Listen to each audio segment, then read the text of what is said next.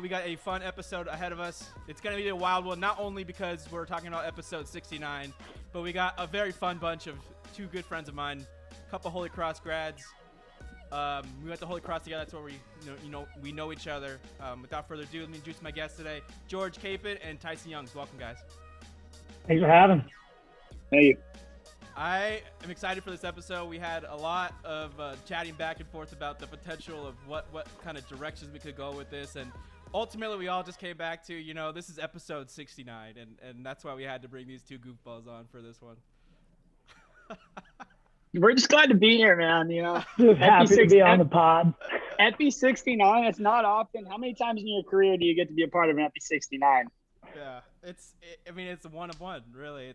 There's not going to be another episode 69. This is the V1, so we're gonna have fun with it. Absolutely. It's been a while since we have caught up. I know Tyson and George, you guys have you guys do a lot of road tripping and talking and stuff like that a lot, but I myself haven't had a chance to talk with you guys in a while. So tell me, how you guys been? What have you guys been up to? Why don't you start, George? Go ahead. Yeah, so I'm coaching at Georgetown now in DC, which is great because I grew up in Northern Virginia. So kind of I now live in Northern Virginia. Work over at Georgetown as a pitching coach there, which is solid. I was at Holy Cross before that, obviously coaching, and in the interim, kind of taking some road trips with Ty. So I know we're gonna get to all that later, but things have been solid over here. Pitching coach, right? Yeah. So I'm the pitching coach. Yeah, looking forward to talking to you about that. Tyson, what have you been up to? You're doing real estate and a little Amazon FBA action? Yeah, after my failed college sporting career at Holy Cross, I went to New York and had a job over there had a job over in New York for 6 months, failed at that, got laid off, moved back to San Diego. Here I am doing commercial real estate, a little here, a little there. Just got off the golf course, try to have fun when I can out here. Yeah. But and then Capes and I find a way every once in a while to do a road trip or two. Yeah, Ty's glistened from his golf experience today too. He's got that suntan going. Absolutely. Drinking a beer too. He's unwinding from the long day. It was a tough day on the course, Ben. Come on now. If they have you spend that much money out there and you shoot what I shot, you'd have a beer too. What are you drinking again? What's your drink of choice tonight? Tonight, I don't know. This is just what's on tap. I'm in my office, by the way. Oh, okay. You have a tap in your office? Right. Yeah, it's on tap. I don't know what it is. It's Resident Brewing. Shout out Jimmy Langley. Shout out the boys. They always got good beer in here. Good stuff. So I'm just I'm riding their coattails tonight. I'm okay. I'm a little taken aback from this. You got a tap in your office. But Ben, come on. Let me show you around. I don't know about all this. Let me show you around. Yeah. For audio listeners, you're missing out Tyson walking us around his office right now. We're taking a little wearing a ridiculous hat. This is my office. This is our cold brew. This is our full bar. We got a couple TVs. Oh, forget about it. And we got a couple other offices in here. There's some lawyers. There's some political lobbyists, restaurant group, this and that, whatever. Then we have our golf simulator here. Dude. Where I typically shoot. Are they taking applications at this place? I mean, there's a podcast studio in here. We could make one for you. Dude, unreal. And then here's our beers on tap. They take care of us. Very cool, dude. That's awesome. I like it. And so what are you doing there? What's your functioning there? A big energy guy. No, so I do. I just bring energy every day. I'm like what do you call it? I'm Kramer in Seinfeld when he just goes into work and he doesn't even work the place. He's just going in there just to bring the energy every day. He's going Don't leave. Just a high five and a butt slap. No, so we do. So in our office, there's multiple companies. It's kind of like a small WeWork situation, and I work for a commercial real estate firm called Main and Main. And we do retail leasing. We represent a bunch of restaurants, a bunch of landlords in San Diego. But like I said, there's a couple like political lobbyists, like strategists. There's a restaurant group. There's another real estate group, and they just kind of sublet to a bunch of different companies. So yeah, it's a good little group of people, and we're in the heart of downtown San Diego. So I have a good time down here. It's a cool gig. Very cool. Tyson, let's kick off the podcast with, I wanted to give you a little bit of space to kind of, I know we have an event coming up for you. Wanted to give you a little bit of space to, self-promote it. Tell us about it. The San Diego Sneak Summer Classic. Tyson is the co-founder of this event. And tell me initially the origins of the event, where the idea for this event started from, what exactly it is, and what are you guys looking to accomplish with it? Yeah. So San Diego Sneak Summer Classic recently changed to the Sneak Summer Classic, 5-on-5, 16-team basketball tournament that my partner / friend, Saucin Codapana, and I run in La Jolla every year at the La Jolla Rec Center. And it's a really cool event. Kind of the root, it comes from all these different directions, but really what it came down to for me was I felt like, I had been to college, I'd gone through school, I'd done this, that, whatever. And not that everything was handed to me, but it was just the traditional path. And I kind of wanted to create something. And so I have my buddy Saucin, who owns this clothing company, Sneaks. And I said, hey, let's take, it was a decision that we made together. I said, hey, look, dude, you have this brand. We have this idea. We have deep ties in the basketball community in San Diego. And let's just do a tournament. Let's do something cool. And there's some things in the background that happened as well too that were motivating factors. But then we just kind of put our foot on the gas pedal ever since we had that first call back in 2018. And then now it's a kind of a tradition that we're trying to grow, and we're on the third year now. Cool. What were the best parts about the first two? Anything exciting happen, or just kind of a normal 5-on-5 tournament? Obviously we learned a thing here and there. The first tournament, we learned that you should probably have refs. We didn't have refs in the first tournament. Oh yeah, that might be a good idea. Yeah, so we learned that the hard way. And then the second tournament, we had refs, but it was kind of one of those situations where it was like, oh, the refs are calling too much, because it's more of like a street, like no one's wearing a uniform. Some teams wear uniforms, but for the most part, it's like what you're wearing to play pickup basketball. So then people are like, get some sort of local sponsor to start printing out some shirts for you guys again, like different colors or something. I know. Well, we talked about that, and I was like, hey, maybe we do pennies, or maybe we do this or that or something. And my buddy Saucin's like, dude, let's just keep it the way it is.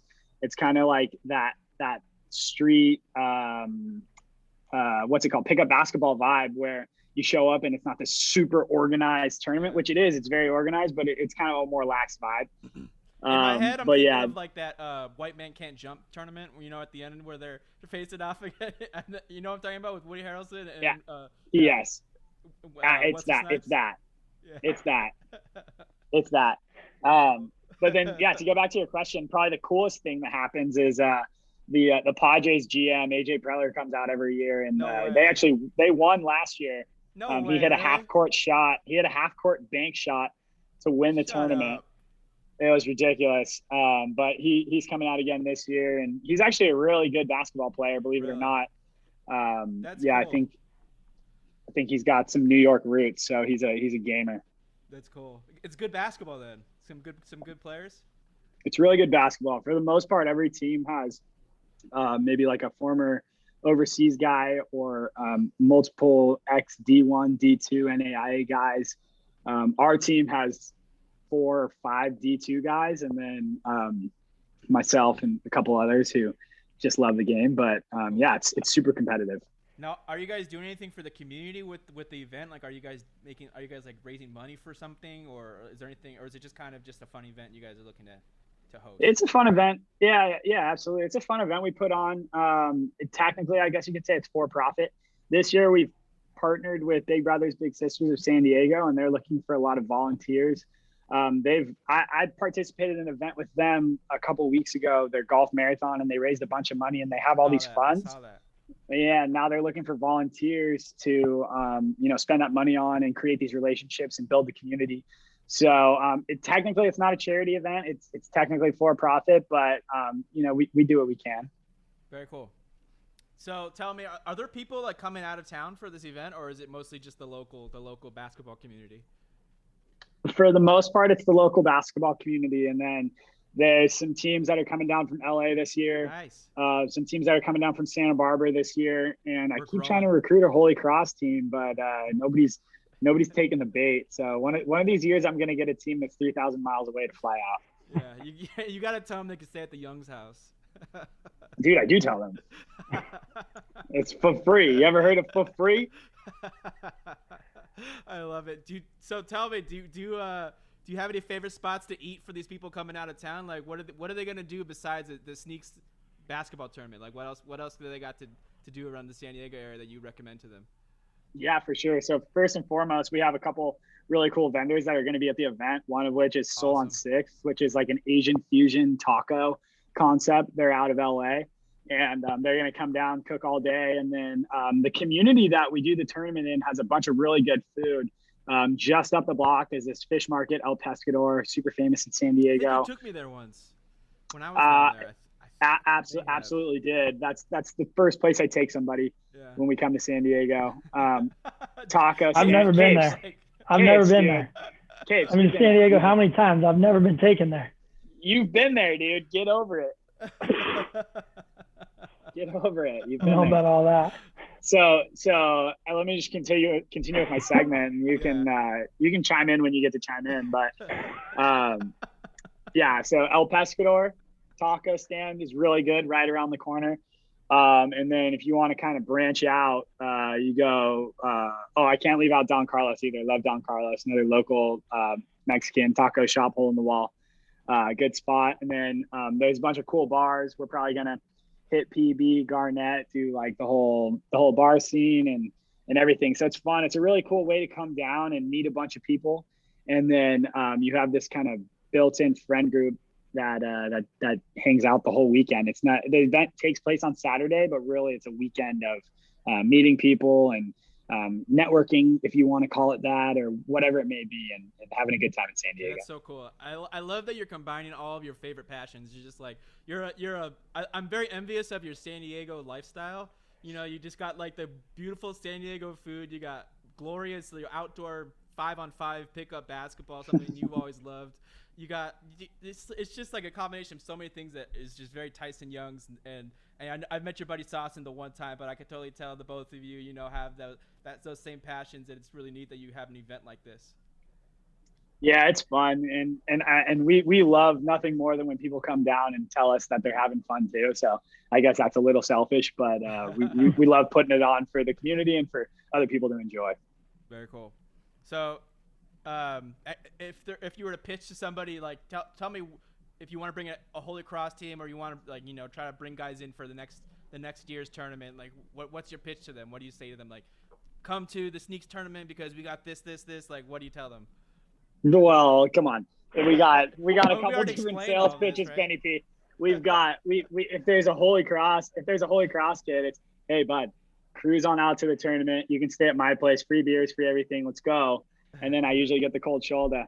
But if you get like some like, we play in a bunch of men's leagues and play pickup basketball around. If you see a pretty good player, we'll go up to him and say, hey, we run this 5-on-5 basketball tournament, 16 teams. It's pretty competitive. We kind of tell them like the level of competition that there is, kind of like no I was. Joke.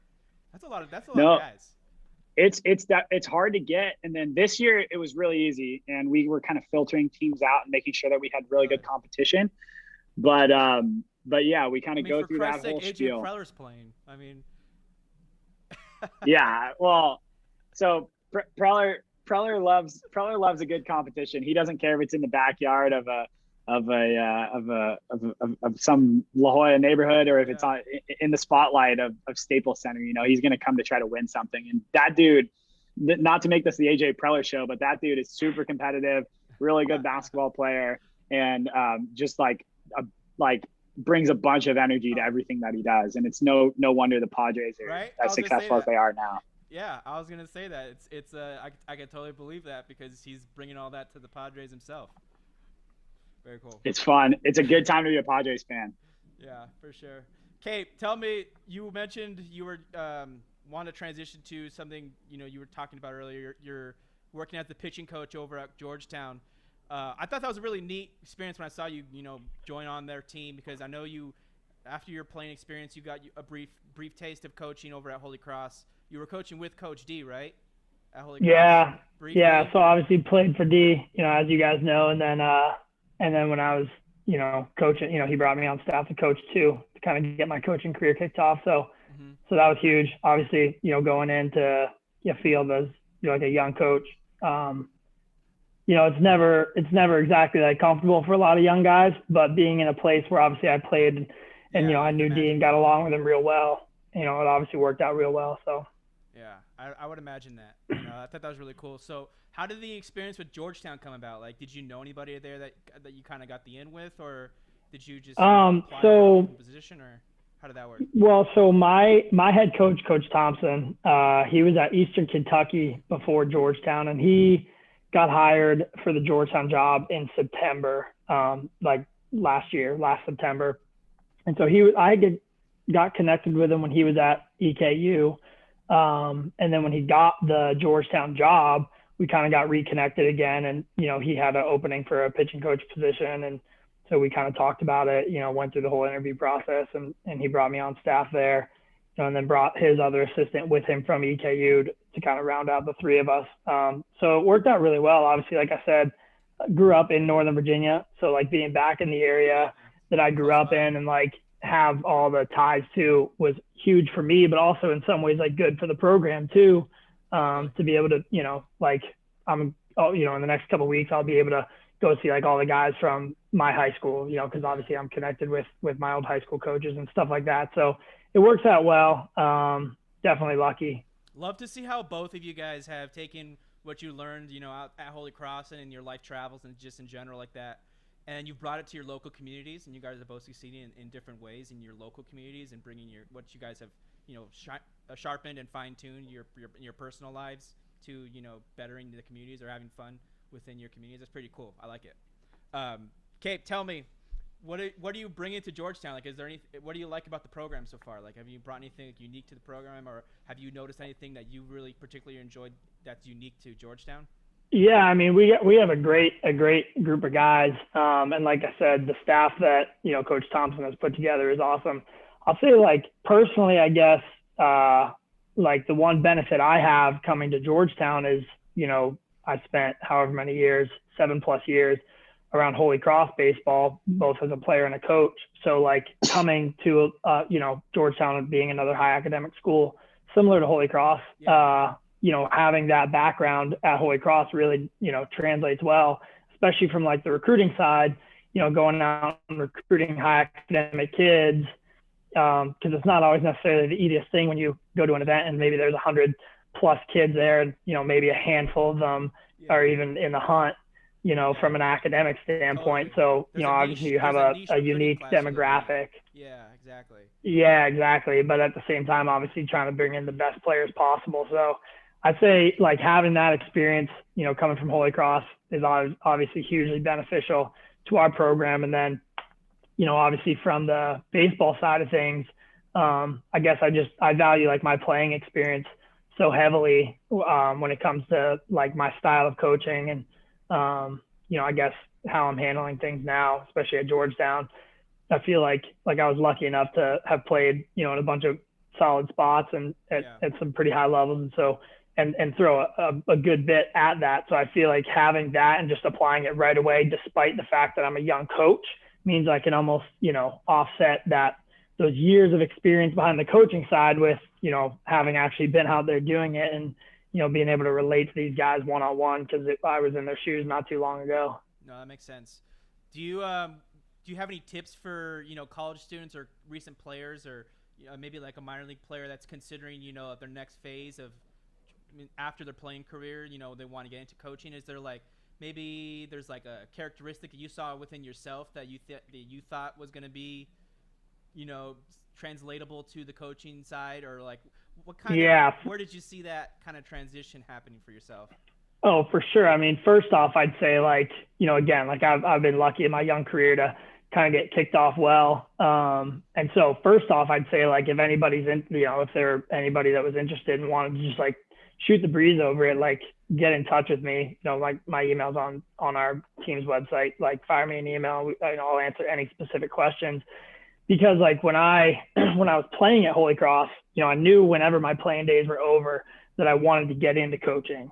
And how early did you know that? I mean, I've kind of had it in the back of my head, like, you know, ever since I was young, that whenever those playing days are over, whether I even played college baseball or whether I was a big league Hall of Famer, like whenever my playing days were over, I wanted to stick around the game and get into the coaching side. And so I kind of seriously started having conversations with Coach D senior year, and credit to that staff. They actually were like, wait, hold tight, buddy. Like, don't give up on the playing dream yet. Like, see that through, and then we'll talk about coaching after. But D would obviously give me a ton of advice and always has. And he was like so adamant on making sure that it's like really what I wanted to do. Cause he's like, hey man, like, you know what you're getting into, right? Like it's not like guys just jump into this profession and like, you know, it's not like they just make it right away. Like you're going to have to grind out years. Like you're going to have to do this, that, and the other. And I was like, yeah, like I want to stick around the game. Like I want to coach. Like I'm all in. And he was like, okay, like it's not going to work out unless you're all in. I'm like, I'm all in. And I would say, again, you know, I'm lucky to be in the shoes that I'm in and be in the situation I'm in. Awesome. But for sure, like, you know, I guess the one quality that I feel like helped me kind of run through that gauntlet pretty quickly is just like, you know, like people make fun of like my self-confidence sometimes, you know, because it may borderline that side of cocky. I think it stays on the confidence side, but genuinely, I think that, you know, betting on yourself and just knowing that if you just, you know, put your head down, do your job the best you can, you know, and understand that, you know, whatever people say outside of you, like you're betting on yourself. Like, yeah, you know, it's a grind. Like, yeah, you know, it's not like in this profession you're making like a ton of money, especially early on. Like I started at Holy Cross as a volunteer assistant, you know, before being able to eventually make my way up to the recruiting coordinator, like at 25 years old I was. Yeah. Like that number one, doesn't necessarily happen, but number two, it definitely doesn't happen unless, you know, I'm willing to kind of take the punches as they come. And again, just like bet on myself above all else, you know, learn, be a student of the game consistently. Because it'll humble you real quick. If you know, think that you're better than it or whatever, it'll kick you real quick. Totally. Dude, I could totally understand. I never even thought about it that way because I agree 100% where in baseball as a player, because I never coached obviously, but as a player, I always understood that the confidence side, like the best players have that inner confidence where you just like, you don't really need to be outwardly, you know, cocky. Right. You know, guys show it in different ways. Everybody has their unique personalities, but the best players all have an inner confidence where you know that you're good enough to be playing with or above the players that you're playing against. You know what I mean? So. Oh, for sure. And I always say like the fine line between confidence and cockiness is like confidence can be humbled. Like cockiness can. If you're cocky, then like things don't go your way, you're not able to be humbled. Like, and you're just going to keep thinking, you know, that you're the top, whatever, like yada, yada, yada. You're going to keep talking and whatever. But if you're confident and, you know, and that's not cockiness, if you stay on that confident side, you know, you could be humbled. Like I said, the game obviously has a way of humbling guys as players. But even in the coaching world, like things can shift real quick. Like, you know, life happens, whatever it may be. You know, but you obviously just got to keep betting on yourself and knowing, you know, trusting yourself to, you know, to bring something to the table. I like it. Okay, where are you coming at right now? Where are you where are you located at this moment? So right now I'm in Atlanta. Yeah. Tell me about this recruiting thing. Are you traveling a lot for it? Like, are you in there traveling the recruiting process? I am. I love it. But that's one of the things, right? And that's what D said to me when I was getting into this. He's like, hey, like, you know, obviously in the spring you're traveling and you got your season. In the summer you're recruiting the whole time. Like in the fall you have fall ball. He's like, it's a year-round thing. And again, like I was all in on that. And so like from the recruiting side, yeah. So like right now, for example, so I've been in Atlanta for the last week or so, 6 or 7 days. I think this is day 7. I'm down here recruiting in the tournament. And before this, you know, we had a dead period. So I was just back home for the 4th of July weekend, you know, got to see my dad, you know, which was good. But right before that, I had a 10-day stint out in Northern California. So it was like, you know, and before that I was traveling, I mean, shoot, all over. I've already been to Chicago, you know, I've been to all over PA and Jersey, all the way up to New England. I've been everywhere. And it ain't going to stop like for the next, month again. I'm just going to be kind of going everywhere. Which is good. Again, I love it. You do a lot of traveling, flying around, driving around. We'll talk about your guys' road trips. I have 5 states in the country left to hit. Really? What are the last 5? So I have Alaska. It's pretty much everything top left. I have Alaska, Washington, Idaho, Montana, and Wyoming. Oh, you got to hit Yellowstone then. That you'll right. knock out 2 states in one. All I got to do is call Ty up. It'll be one quick road trip, and we'll hit all of them. Yeah, dude, man! You guys would love Yellowstone. It's I've been there once. You got to spend at least a couple weeks there. It's a huge national couple weeks park. There, dude.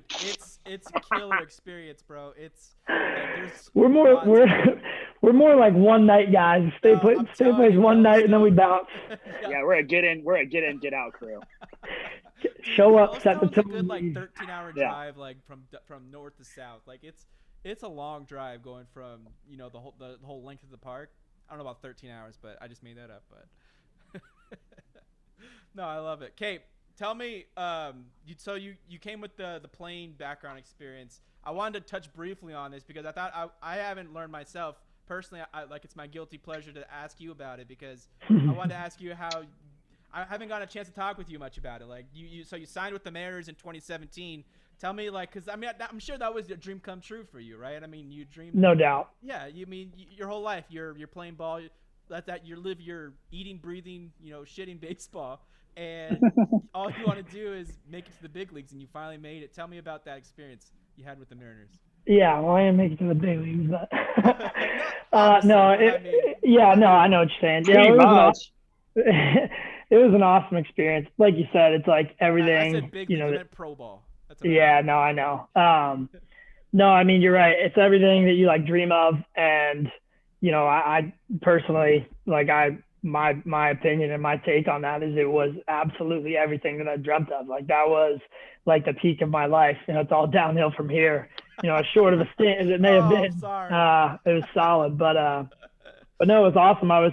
So I signed after I graduated. I went undrafted, in June of 2017. So after that, I started my coaching career, and I was in the NECBL with the Ocean State Waves, kicking it around, kind of doing some coaching. And sure enough, so again, the draft was in June, and then in July, I got a call from my scout with the Mariners, and he asked if I wanted to sign. And I was like, yeah, obviously. And he was like, well, how quickly can you get out here? I was like, right now. When's the flight? I'll head out right now. So no, that was awesome. It was certainly a wild experience getting there. And then obviously kicking it around that season and then coming back for spring training in 2018. So it was great. But obviously, again, I take all those experiences with me now that I'm back in the college realm as a coach. I obviously learned a ton out there from a baseball standpoint. And I also, value the experience just having been around that clubhouse, being able to, pass on things to my guys now, with all their goals and dreams being to play pro ball. And, obviously me being able to pass down, some of that advice, good, bad, or otherwise from my own experiences to, obviously my goal for them is to play pro ball as well, and help them, do the best in their careers so that maybe they can make the big leagues.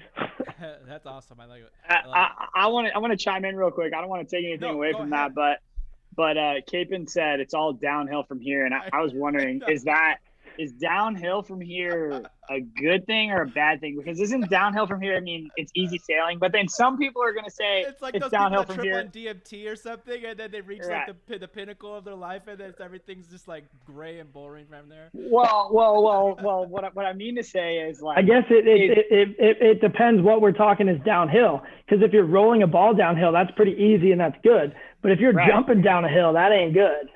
So if we could get a poll for Vicious Talk and figure out what the people think should be, is downhill good or bad? Is uphill good or bad? That'd be great. I'll get that up on the Twitter page as soon as possible. Hashtag king of content. Oh Oh my God, you two. All right, let's talk about your road trip and that. All right, because this was one of my favorite things I was looking forward to bringing you two on because the whole podcast should have been about this road trip. Totally, because you guys have a very unique and funny relationship as friends, and this road trip that I observed just through social media and our text conversations, I wanted to talk more about it. Let's flesh out this experience. Tell me, where did you guys go? Like, why did you guys need a road trip? And tell us, generally what your favorite experiences were.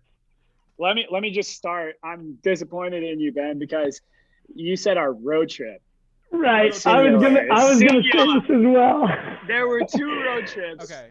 Yep. I would have expected a little bit better research out of your research department over Vicious Talk. R&D, Vicious Talk R&D, not getting it done.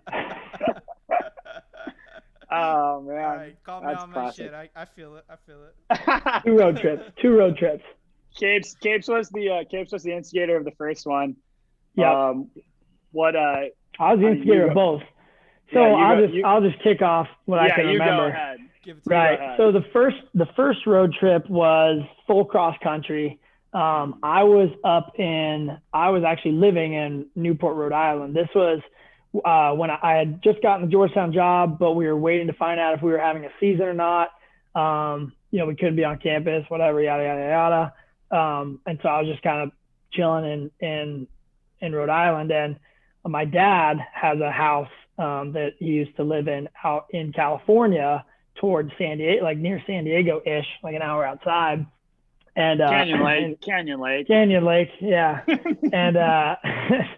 And he wanted a little bit of work done on it. And, I did some construction like back in high school. So he wanted me to do it. He wanted to save a buck on the labor. So he wanted me to go out there and do it while I was waiting to find out, about the details on our season at Georgetown. So I was driving out and I had this idea. I was like, well, why doesn't Tyson just fly out to where I'm at and then we just cross country road trip it together, take our time. And this would have been, I left like pretty much like the day after Christmas. And so like New Year's was going to be a part of that too. So Ty, because of work schedules, whatever, holidays, yada, yada, yada, whatever he had going on, met me in DC. So I started my road trip from Rhode Island. He flew into DC.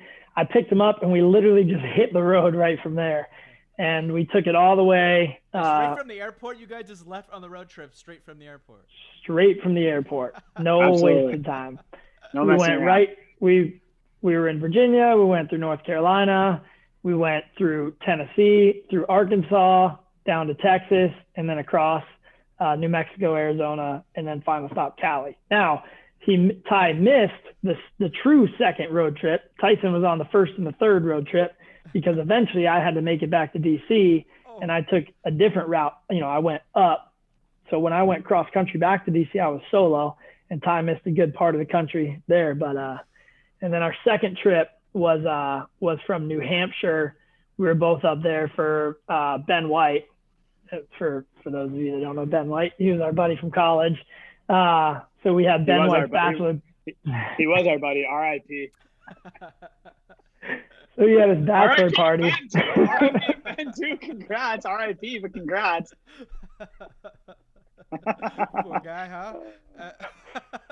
Yeah, he's a guy. So we had his bachelor party up in New Hampshire, and Ty and I were going to both be in Arkansas because, long story short, he's got family there and they were doing a whole like lake house weekend that I got invited to. So we were both going to go, but he was going to fly back to Cali and then fly to Arkansas. And then I was just going to drive it. And I'm like, dude, cancel your flights. We're taking another road trip. So we went from New Hampshire and we snaked this one all the way down the East Coast, down to Georgia, and then cut across through Alabama, Mississippi, and then came back up to Arkansas. Is that a beautiful drive going down that East Coast? Honestly, that's the most boring drive of them all. Really? Okay. But we're not like coastal, we're like in the middle. We're just down 95. We're just down 95 the whole time. A lot of there's right? just ho hum. There's nothing exciting about it. It's just solid. It's not exciting. No. For me, the most boring stretch of road is Nebraska. I mean, you go through Nebraska. Oh, the speed limit's been like there. 85. Ty has not. The speed limit in Nebraska is like 85. So it's like that's the highest like speed limit I've ever seen, and it's like you just fly, dude. It's just like cornfields, and you just. Yeah, fly. but that honestly, I'll say this: like half of the stints that we would make, the more nothing there was, the better it was from like a scenery standpoint. And that's not talking about the stops. That's just like some of these trips that we would take. It was like we thought that there was nothing, and then we drive through somewhere else and realize that place had nothing. Facts. So, no, go ahead. Cape's left off a crucial part of one of the road trips. If you lose my audio too, my AirPods are dying, so I'm kind of rotating them through. But so he picks me up from DC on the first road trip, and then I guess the second road trip I wasn't a part of, the one back to DC, and then the third road trip where we met up for Ben White's bachelor party. RIP Ben White, RIP Ben Perez. 2 Ben's gone early.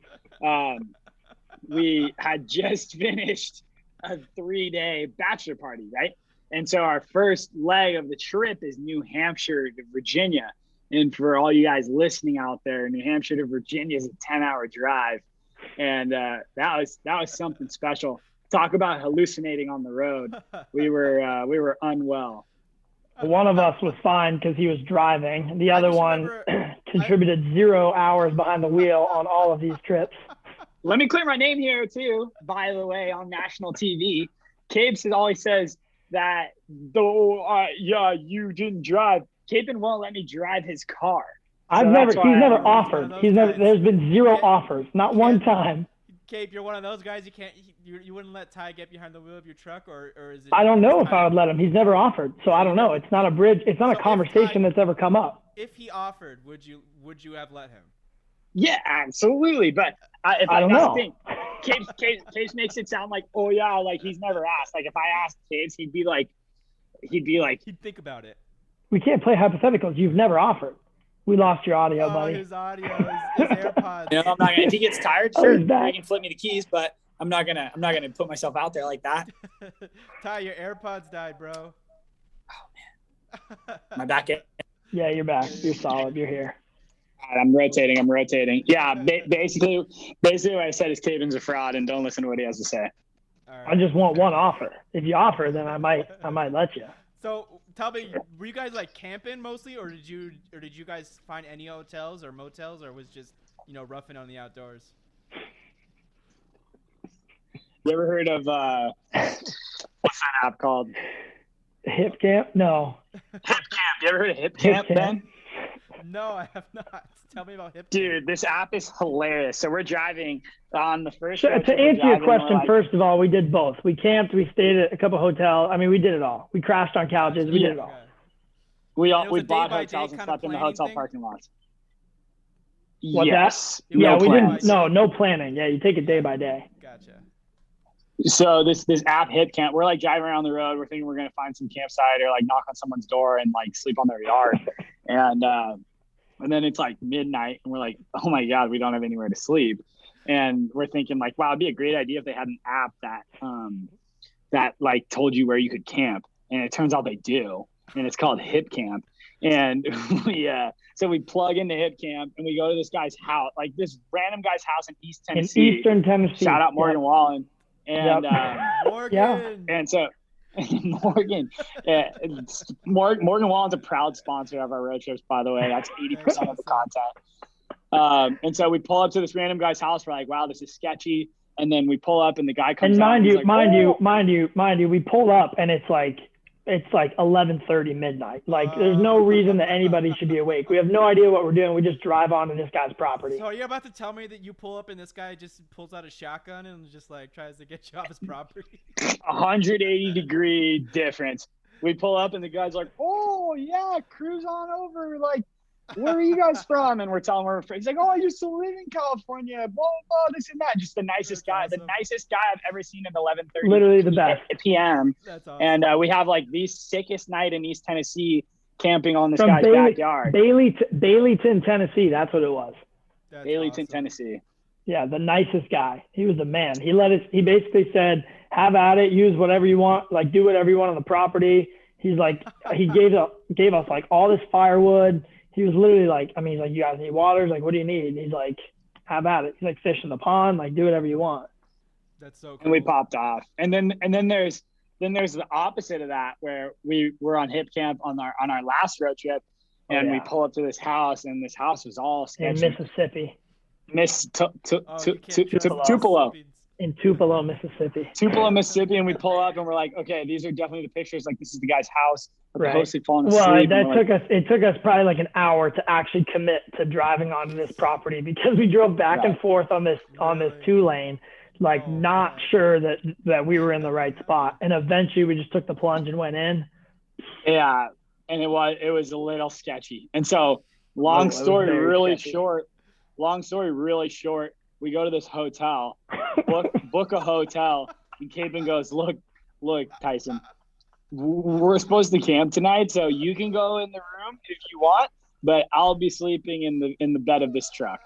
And so then we slept in the bed of the truck with a $180 hotel room that we had paid for 5 steps away. God, that's so funny. Well, but you have I'm the not option. complaining. You have the option. The only thing you guys are missing is a little like dog companion by your side, and we could call this like Cape and Ty's camping adventures or something. Yeah, we've had a couple times camping for sure. One time we woke up camping and we were literally in the middle of a graveyard, so that was cool. Yeah. What were you guys eating? Like, were you guys making your own food most of the time, or did you have any like? What did we eat? Really good. You ever had chicken on a stick in Texarkana? Kids say I have. Kids say I have. You ever been to Texarkana? Did you know that most states have a border city that combines both names of states? Ben, I bet you know what Calexico is, right? Yeah. Did you ever think that was Calexico? Like California, Mexico? I guess. I mean, I never thought of it that way. I never would have thought of that. Like, I kind of just like it. Calexico. Maybe. And then there was like, what was the Carolina one? Like, no, it was Norlina. Like, dude. And then Kansas and Colorado. Ty, you missed this one, but Kansas and Colorado had Canorado. Canorado is hilarious. We mostly ate from gas stations, to be honest. Oh man. A lot of gas station biscuits. Gas station biscuits, beef jerky. We would hit these random restaurants sometimes to try local cuisine. Bro, the toilet situation must have been tough then. I mean, trying to find these like a decent toilet to take a shit in, like, I mean, you guys are roughing it. Nah, we crushed that. I feel like that wasn't even a thing. Really? That was easy. That was easy. I think gas was not easy. Gas was not easy. Yeah, gas wasn't easy. Oh, because you're driving a big old truck too. Well, we ran out of gas in the middle of nowhere, West Texas, at like 1 a.m.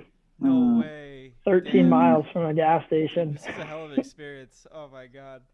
Who controlled the music most of the way? Is that Cape? I feel like we went back and forth. Ty had his uke, so we hit the uke at some points. We tried writing some music at some points. You guys got some music? All right, you guys got to send me something, and we'll use that as the outro of this podcast. Learn. That's awesome. No, Ty, sing me 5 seconds of a song that you guys put together. Do you have something? That we put together? That we put together? I don't think we ever finished a full song. Yeah, Ty has all the notes. I have all the notes. Yeah, I don't know. I don't want to put you on the spot. Don't worry. That's the spot. That's the spot. I love it, dude. My vocal cords aren't on point right now. That's so funny. All right, your favorite takeaway from the road trip. One last thing. What did you guys enjoy most about it? I have the best takeaway of all time from this road trip, and that is the United States of America is filled with wonderful people, unless they're from San Diego. Yeah, dude, elaborate.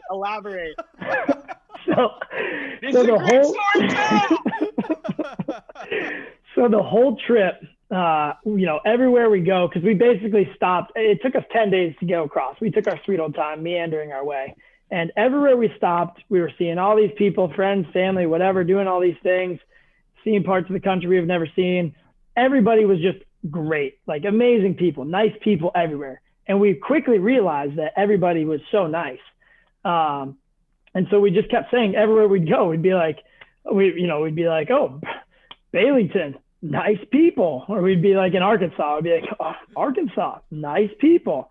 Well, sure enough. So one night we did New Year's in Nashville actually. And, obviously it was a COVID New Year's, so it wasn't quite the same. And so we were we had a mutual friend that was in the area that we went, and we were all hanging out, and it was a small gathering. Yeah. Hold on. Shout out Holy Cross. Ben knows Colleen. Oh yeah. You know Colleen. Oh, you went to Colleen's. That's cool. Yeah. Well, she was there. So she was there. Shout out Call. She was there with friends. So it wasn't even like her thing. So we were like the friends of the friend of the friend at this little thing. And again, everybody there, great people, except for this one person who happened to be from San Diego, California. And we did not know this until the end.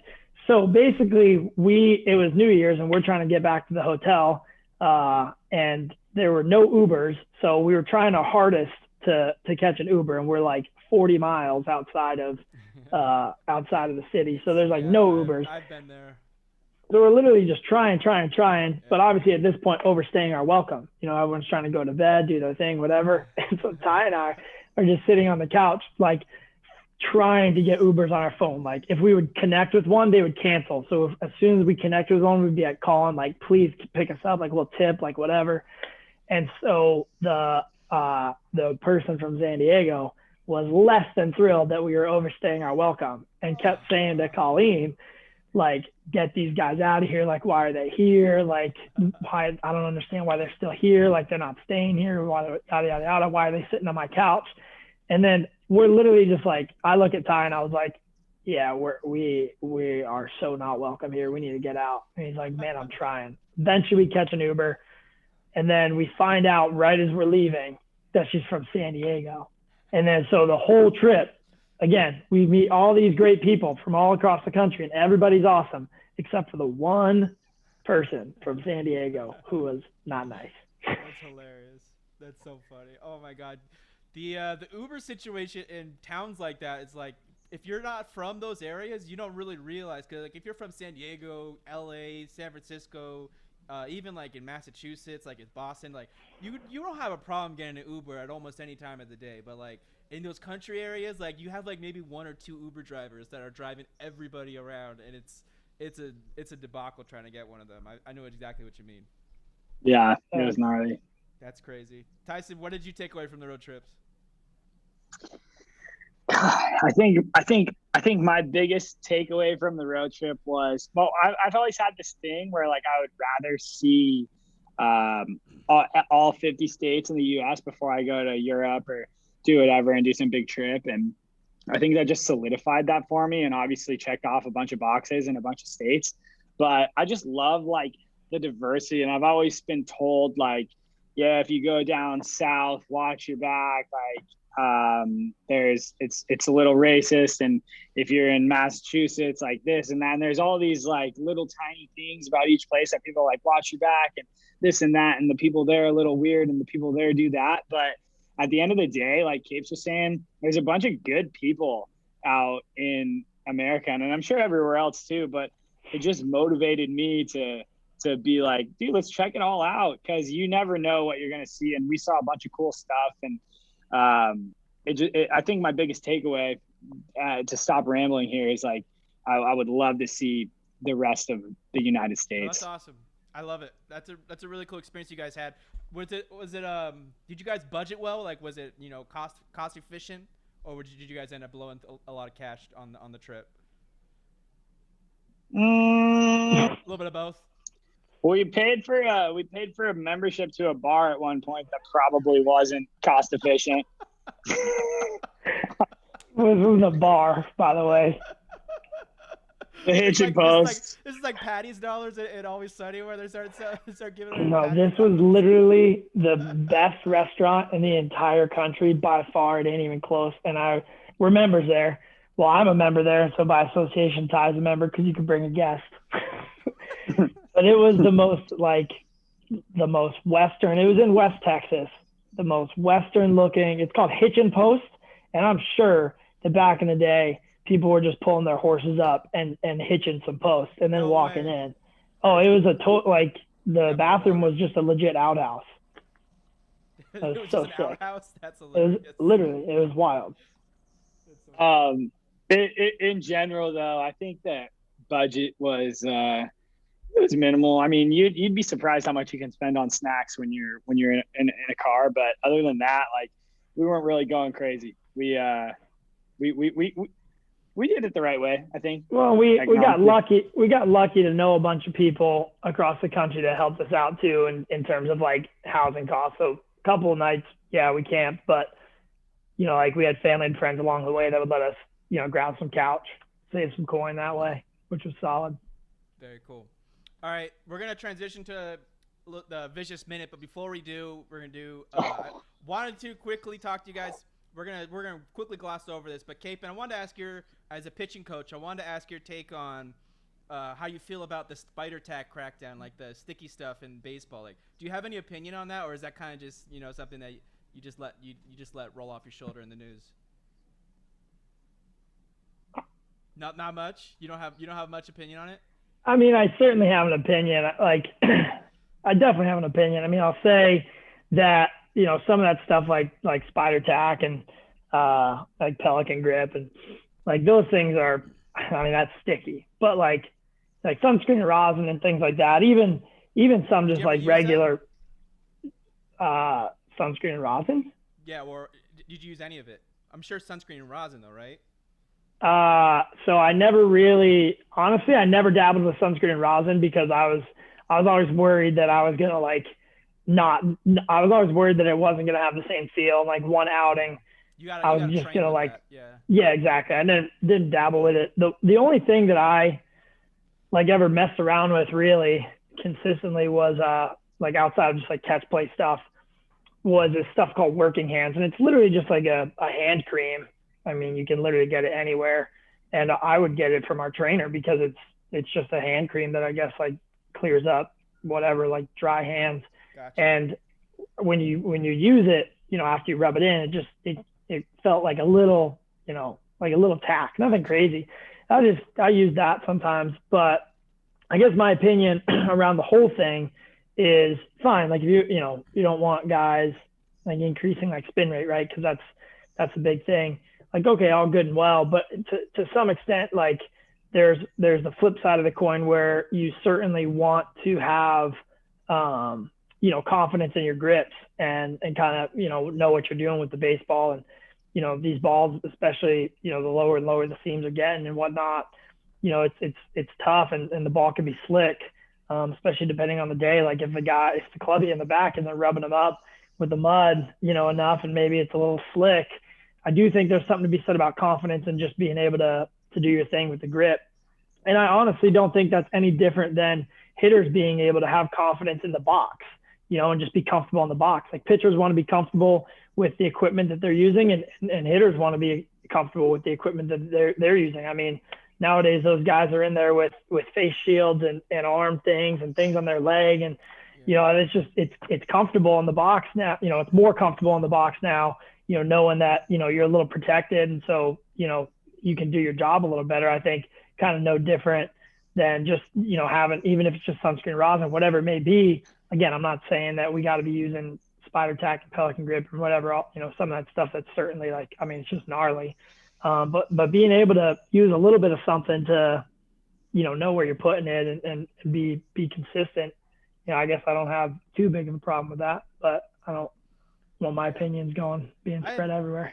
I have mixed feelings on this situation because I feel like as a hitter, I definitely want the pitcher to know where the ball's going, obviously, because you don't want to be standing in the box and feeling uncomfortable that there's a possibility, even a possibility that the pitcher might just let one slip at high and tight and get you right in the noggin. Like that's just a hitter's worst nightmare. And you can't be thinking one bit. Like if you let that thought creep into your mind while you're in the box, you're already behind the 8 ball and you're at bat. Like so that if you even have that thought, like that shouldn't be happening with you as a hitter. So if that increases the thought process for a hitter, like if the fact that the pitcher is starting to be wild because they can't get a grip, like that's not a good thing for anybody. But I also think that there were a decent amount of pitchers that were using the substances more successfully than others, I would say, where like guys like, for example, the name that everybody keeps throwing out there is Garrett Cole. I mean, he had a great start earlier this week against the Astros. He went 9 innings and gave up no runs. So it was his first. It was his first good start though since they started cracking down on this thing. Like he was throwing like dog shit, like really bad since they started cracking down on the spider tack stuff, and he was clearly using it. And so I think what we're seeing is some pitchers are starting to understand how they have to throw without it, like him. Like I'm sure like a lot of guys, their biggest gripe must have been that they did this mid-season where they didn't have time to train without it, because I think that they were just thrusted into this new situation that a lot of them weren't used to yet, and they had to make quick adjustments on the fly. And so I think that we saw some adjustment periods with a lot of different guys. What I would say is I hope baseball in general, if they don't want anybody using substances, what they should be doing now is now that they know, because of the extensive searches and how they're after every inning they're checking guys for substances. I think that now that they know they're not using them, they should be using the numbers, like on the spin rate numbers that they have now as baselines. And so if a guy ticks up on a spin rate going forward, or if his effectiveness spikes and you're seeing an unexpected amount of success from a pitcher because of a boost in spin rate or what have you, I think that's when they should be checked going forward. But this excessiveness of the whole thing is pretty discouraging for the sport, I would say, in general. That's my kind of 2 cents on it. But yeah, I think it may be a little tough to do that just because if a guy, if he's messing around with his grip and, something unlocks and now his spin rate jumps, makes totally sense. Now he's going to be like bagged for sticky stuff, when in reality he just, put pressure on the right finger. Yeah. But yeah. Yeah, my point is, though, they could at least, like, instead of, looking at every pitcher after every inning, which is what they were doing for like a week or two, like instead of that, they could, just, if the guy has a spike in spin rate out of nowhere, just check him at the end of the game or after one inning or something like that. Just check him, see if he has anything on his hands, and if he doesn't, let him keep doing his thing. Do you guys have any takes on the home run derby? Who you think is going to win? Are you going to Ohtani? I think that I just want to go back to the sticky stuff really quick. I just let Tyson just go. I just let Tyson just keep quiet, and then I just move right past it. Tyson, give me what you got. What are you? Well, I don't have like a take on the MLB. I just think that maybe Capes has like kind of like this little take on it, but maybe he should have used sticky stuff when he was pitching against you and me at Holy Cross, because the boys were taking Capes really deep. I know in my career I got a little triple off Capes off the wall. I know you're hitting like 750 against Capes, so maybe he should have been using the sticky stuff. I probably would have made it a lot farther in the game if I used sticky stuff, that's for sure. But no, you guys definitely raked off of me in the fall. That was my claim to fame, dude. I had like 1 or 2 good months of good hitting at Holy Cross, and that was it. Kaput. For the listeners out there that don't know, Benny P, vicious talk, kind of rakes. Yeah, sweet left-handed swing. Dude, What was funny, one of my favorite things about that was when I was hitting really well, and Coach Kane, the assistant coach, was like, "Oh, I know Benny's weakness now. Let's make him bat right-handed." And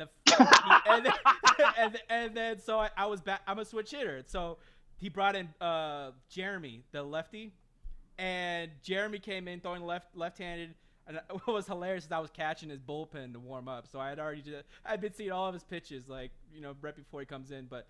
And then I come up to hit him. I'm up to face him. The first bat of the inning, first pitch, just roped one into center field. Like the first pitch, and Kane was like, "Yeah, let's make him hit right-handed." And I was so proud. I was like, "Yo, I just hit him right-handed, just roped one to you." Love it. Benny P. All right, guys. Shout out, Kane. Bro, Shout out Canner, JP. And shout out JP. JP got a shout out there too. Shout out JP, man. JP. Guys, let's roll into the final segment. This is gonna be a fun one. I think you guys are gonna have some fun with this.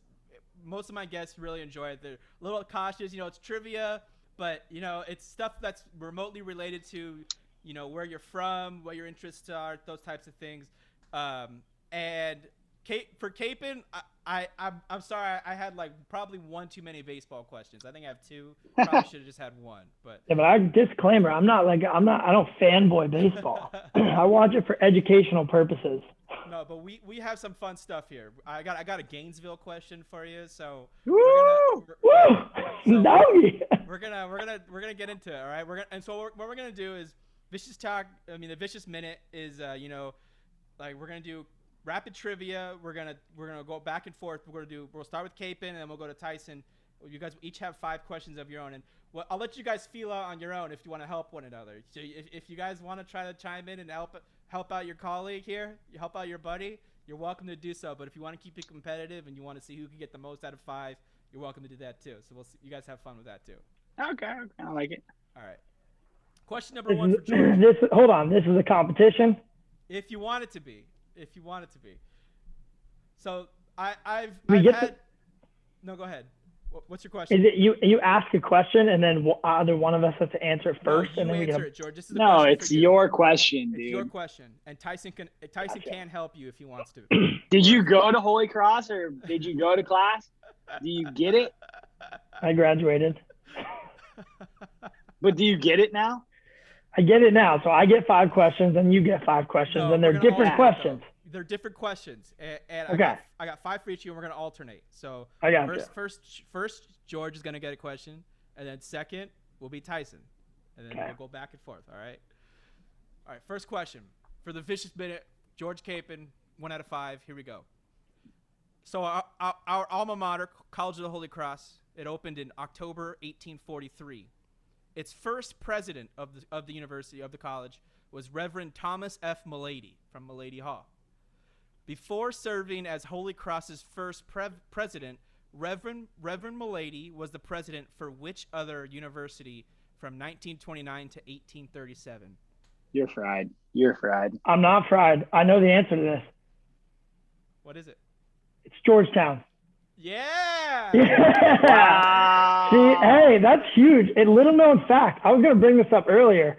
Holy Cross in 1843 got its charter from Georgetown. So the first 30 or 40 years of Holy Cross graduates got Georgetown degrees. I literally said this when I got the job. I was like, I'm taking a step up. I'm going from the little sister school to the big wigs.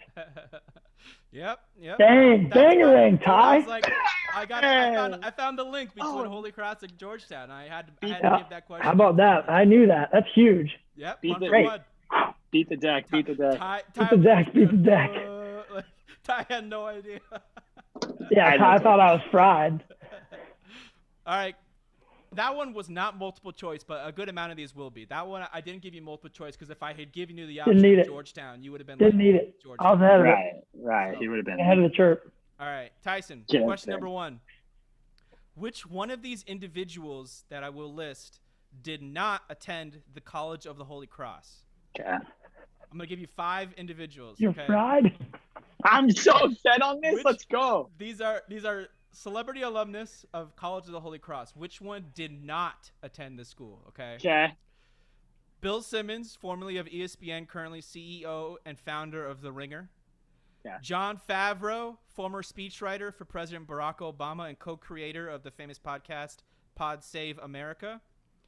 Anthony Fauci, famous immunologist, currently serving as the director of National Institute of Allergy and Infectious Diseases. Edward Bennett Williams, former Washington, D.C. super lawyer and partial owner of the Washington Redskins and Baltimore Orioles. And the last one, Theodore Seuss Geisel, Dr. Seuss, American children's author, political cartoonist, illustrator, poet, animator, and filmmaker, Dr. Seuss. Which one did not? Okay, come on, Dr. Seuss. If it's not Dr. Seuss, that's also, Come on now. First of all. Or Clarence Thomas. I had one more to make it more difficult, but I was like, Dr. The Seuss. doctor. Dr. First of Seuss. all, the crazy thing about the fact that you chose Dr. Seuss is I just learned that like all of his books, I guess, were based on La Jolla, which is where Tyson's Exactly. from. Dr. Seuss. That's why I threw Dr. Seuss in there, because he's from Dr. La Jolla. Seuss lived in La Jolla, dude. Yeah, Oh, come on. What are we doing?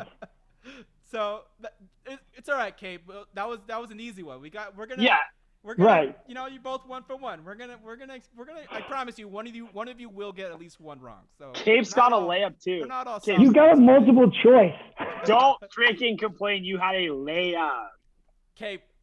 Question number 2. The regulations that are often considered the precursors to today's baseball rules were called what? There was the origin, like the original rules of baseball. They were called this.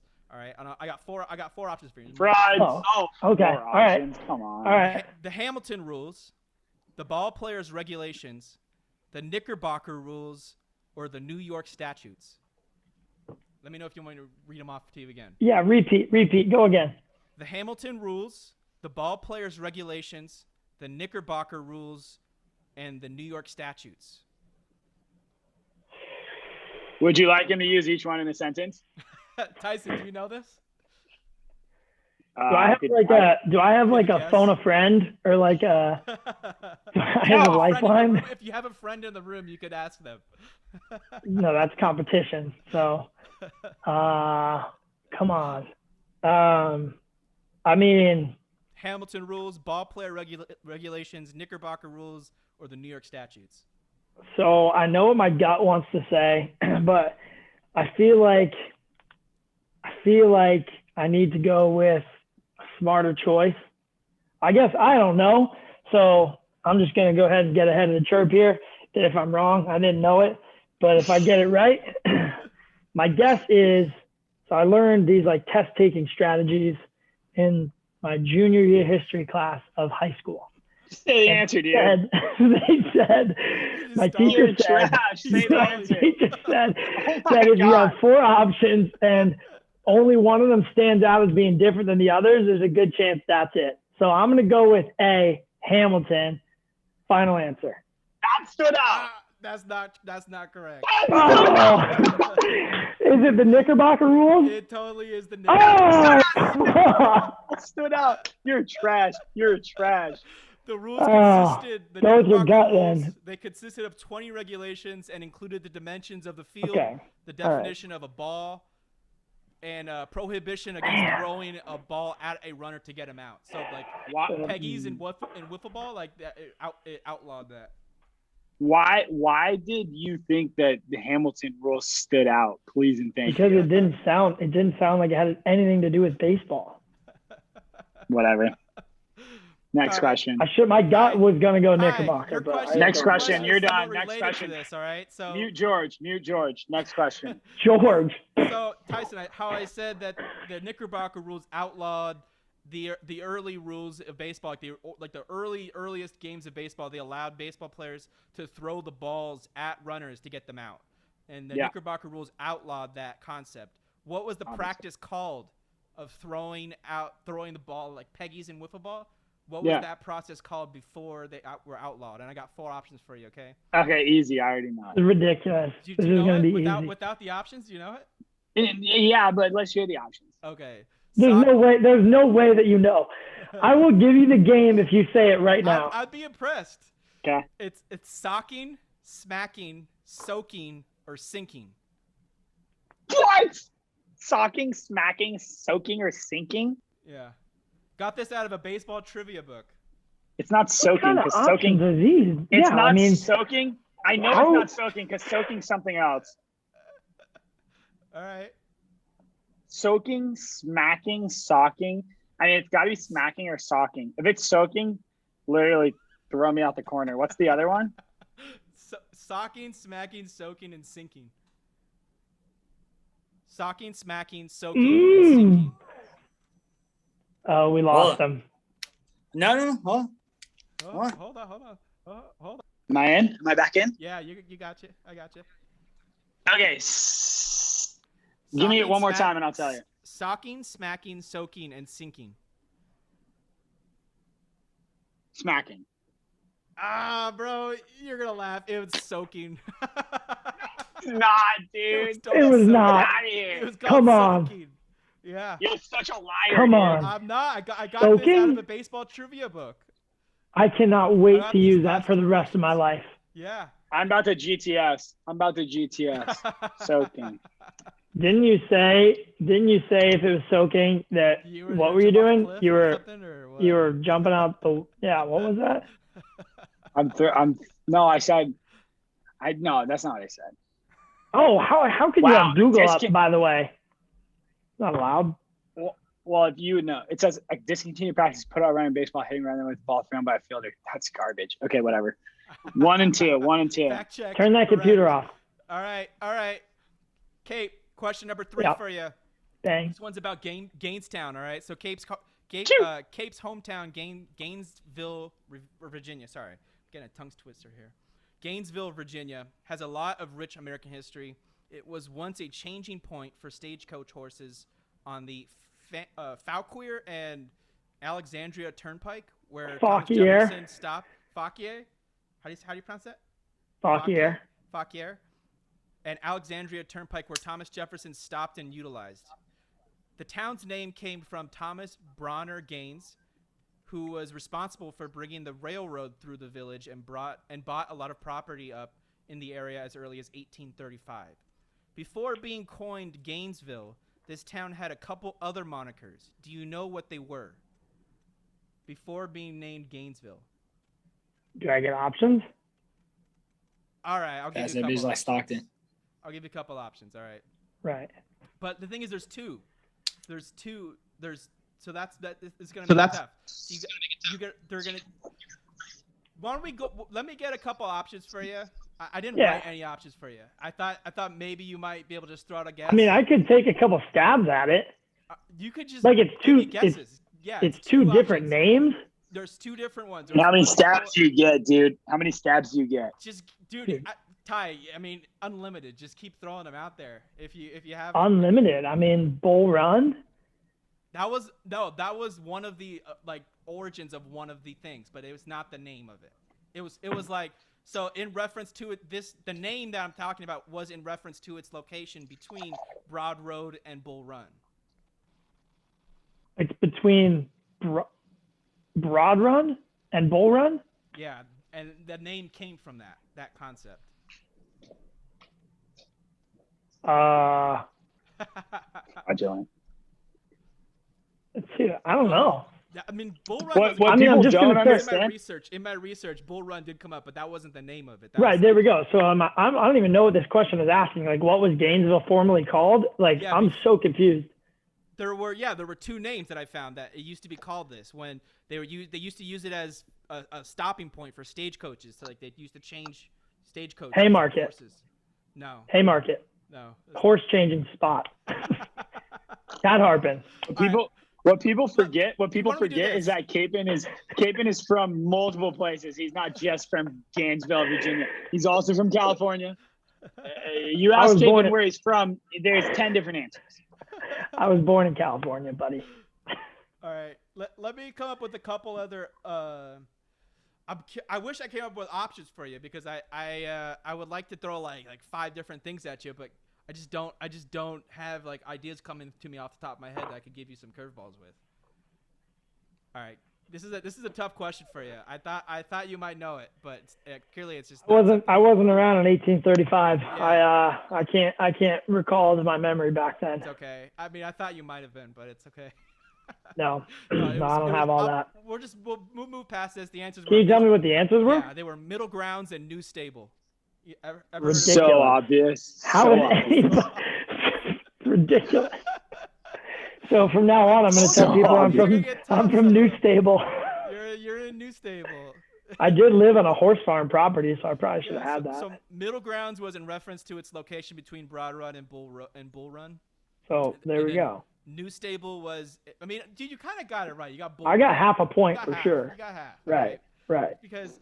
And then New Stable was in the early 1800s. Samuel Love of Buckland Hall started work on the Warrenton Alexandria Turnpike. Yeah, Warrenton, that's right there. In the hamlet where the turnpike passed through the middle grounds, a new stable was erected for stagecoach drivers to switch horses. Other businesses followed, and the settlement became known as New Stable. New Stable. That's where I'm from. You didn't know, so. Thank God you know where you're from now.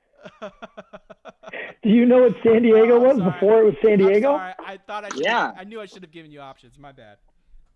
I'll give you half a point for the bull run. That was half a point. There we go. I'll give him half a point because I know he doesn't have. I know. Ty, your audio just continues to just drop in the middle of our conversation. Oh, shoot. Bro, charge your AirPods overnight. Listening, I'm nice. I've had these things since 2018. What do you know about that? I've been an AirPod boy for a long time. All right, Ty, question number 3. Since the start of the Sneak Summer Classic. Ty, this is a fun question. And honestly, I'm recycling this question from my cousin is a San Diego native, and I'm recycling it because I liked this question when I gave it to him, and I'm gonna give it to you now, right? And I know it sounds easy because you're not gonna know the answer to this. It's proof that I know you're not listening to Vicious Talk with Benny P. So. Well, there's 68 other episodes. It's a lot. All right, question. So many other epis. Question 3 for Ty. On July 2nd, 2011, one member of the San Diego Padres fell behind the count against the Mariner starter Doug Fister 0-2. He then proceeded to foul off a few pitches and earn a couple of balls. At some point, the scoreboard operator inexplicably gave the batter a third ball. When Fister's 2-2 pitch sailed high, the Padres hitter in question trotted to first base, and nobody, not even Fister or the Mariners skipper Eric Wedge or home plate umpire Phil Cuzzi, contested this walk. The player in question would go on to score the only run in the Padres' 1-0 win of this game against the Mariners. Who was this Padre in question? All right, I'm gonna give you. You don't no know. Chance he gets options. No chance. You don't know it. Give me options. I got options. No chance he gets options. I love this question. This is a great question. Do you have a guess off the bat? Of course, but I don't want to go with my guess off the bat. But if you tell me the guess, I won't consider it wrong, and I'll give you the options. I just want to see. What I was gonna say, if you weren't giving me options, I was gonna say, how random is this guy? Is it like a total no-name guy, or is it like a guy? I got Padres for you. Like these are the guys I'm gonna give you. Like, I remember they played for the Padres. I remember these guys. All right. So then my guess 2011. I don't even know if he was a 2011 guy, but I'm gonna go a guy that bounced around between a really good team and a really bad team, that being the Padres and the Dodgers. Adrian Gonzalez. It's a good guess, but that's incorrect. All right. Well, it doesn't matter. Let me give you the options. Cameron Maben, Will Venable, Ryan Ludwig, or Krista Norfia? Wow, that was when our team was awful. Maben, those are all great Ludwig, names. DeNorfia. God, Maben was a guy. I'm gonna go Venable just because I liked Venable. He was a good hitter. I think he's a third base coach for the Cubs. That answer really? Yeah, I think so. I think he was a managerial. He has managerial candidate, but that answer is wrong. It's not Will Venable. It was Cameron Maben. That was gonna be my first guess. I'll take back. Dude, I can't believe that this was the only run of the ball game and it wasn't even a deserving walk. That's actually. I wonder how many times that's happened. Right? Baseball. I want to say it happened recently. I feel like I saw John Boy do a thing on it. Really? Yeah, I want to say. Don't quote me, but I feel like I was scrolling through Twitter recently and it happened. Not ending in a 1-0 ball game. That's crazy. Right? That's the only one that scored. Crazy. Well, it didn't matter because we were probably 30 and 150. So. Right. Both teams were probably real lousy. All right. True. We're both 1 for 3 here, so you guys are still neck and neck. Oh, is that pretty good? What's average? What's average for Vicious Talk at this point? The high. So I've had a couple different segments of Vicious Talk. Some of them were out of 10. Some of them were out of 5. Nobody's got 100. I think the highest I think I got out of 10 was like 7.5 maybe. This is why we should have just gone together and try to get all 7. Yeah. Well, they're catered towards each individual. So, like, you wouldn't have gotten mine. I wouldn't have gotten yours. Exactly. All right, questions left. Question number 4. George Capen, you're from the D.C. area-ish. the Washington Nationals came to that city in 2005. The organization was previously known as the Montreal Expos, and the transition from Montreal to DC took a few years to complete officially. In the Expos' final official season in 2004, they split time between playing home games between both Montreal and one other city before officially moving to Washington, D.C. in 2005. What was this city? I got options for you. I got options. I'll pass that bitch like Stockton. They pass that bitch like Stockton. They split home games between two different cities, the Expos did, before they moved to D.C. officially, all right? The options are San Juan, Puerto Rico, Buffalo, New York, Orlando, Florida, or Baltimore, Maryland. Pride. 1 and 4. Next question. I'll take my question. Like this is cool, right? I like this, but let me just say, like, yeah, I grew up in the DC area, so yeah, I was a Nats fan. Yeah, I remember when they came in 2005 and they were playing at RFK. I know all that, right? I wasn't an Expos fan before that. That has nothing to do with DC. That's like doesn't matter. Doesn't matter. This is your organization, Cape. Yeah, answer the question. At this point, you would have known that they were coming the next year, and you should have been at least following them a little bit. Yeah, answer the question, dude. Whatever. As a 10-year-old kid? Answer the question, dude. Whatever. We don't care about your excuse. What would you tell your players? San Juan, Puerto Rico, Buffalo, New York, Orlando, Florida, or Baltimore, Maryland? San Juan, Buffalo, Orlando, Baltimore. Well, just right off the bat, I don't think it's going to be San Juan, because why would they travel that far? That's wild. And maybe stands Baltimore, out, though. Maybe stands out. It does stand out. It does stand out. It does stand out. Yeah, it does stand out. It's time out. But just a little bit. But maybe Baltimore, because is relatively close and they wanted to build up hype in the area. But are they really going to travel like that? I don't know. Maybe Buffalo, because Buffalo is not too far from Canada, so I could see that. And what was the third? What was the other option? Orlando. Orlando, which you could argue maybe they have a spring training complex in. I have no idea. Wow, it could be any one of them. I'm gonna go ahead. What's Tanato? Ty, you have no idea either, huh? No, I know it's Tanato. Yeah, but do you know the answer? No, it's Tanato. I know the answer. Right. So I'm gonna go ahead. Wow, this is tough. What was what order did you give me? Come on. Just give me your guess. I'm gonna guess Baltimore. It was San Juan. It stood out. Come on. Arinki, you should have gone with I had this guy. He told me how to answer the question, and you did not answer the question the way he told you to answer the question. Ty's accent should have given it away. Dude, it's because I didn't go by the book. You gotta go by the book. I gotta go by the book. The book said choose the answer that's not like the others. I didn't go by the book. That's what I get. That's tough. Wow, good for them. They play a home game in I think like a percentage of their home games in San Juan or something like that. So that's cool. All right, question number 4 for Tyson. On September 10th, 1978, at San Diego Stadium, a controversial game-winning play by the Oakland Raiders against the San Diego Chargers, where Raiders quarterback Ken Stabler fumbled a ball forward to tight end Dave Casper in the end zone for a game-winning score, giving the Raiders a 21-20 win. The controversial play became known as the Holy Roller, and in response, the league passed new rules in the next offseason, restricting fumble recoveries by the offense, basically saying you can't fumble the ball forward anymore on offense. Chargers fans refer to this play by a different name, exhibiting just how painfully cheated they felt from this outcome. What do Charger fans call this play?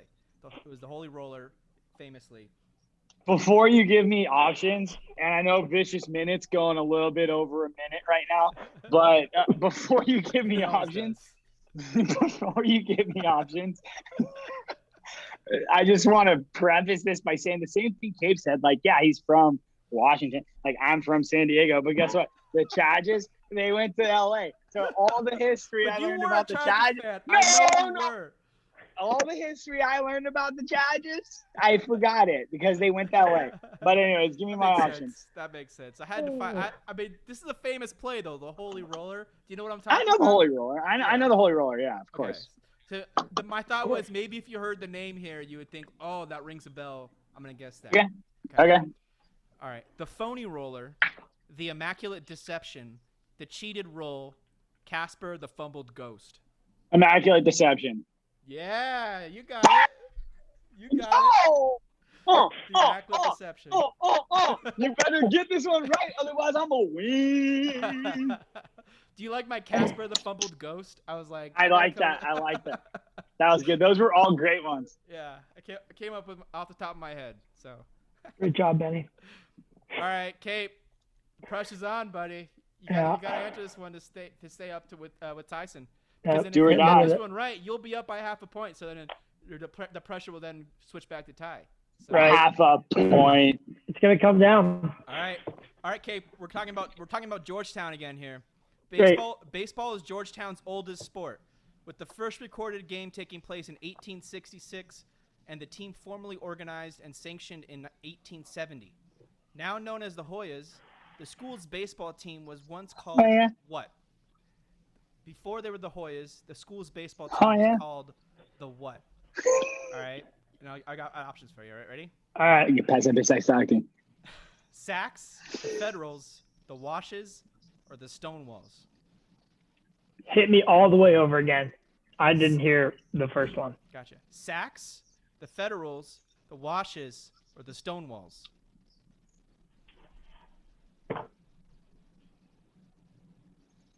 I think I know this. You don't know this? I think I know this. I think I know this. But I think I know this. I'll give you a hint, dude. I'm tricking. No, you don't give. There's a trick. There's a little curveball in some of these. A little spider tag. There might be a little deception. All right, hit me with them again.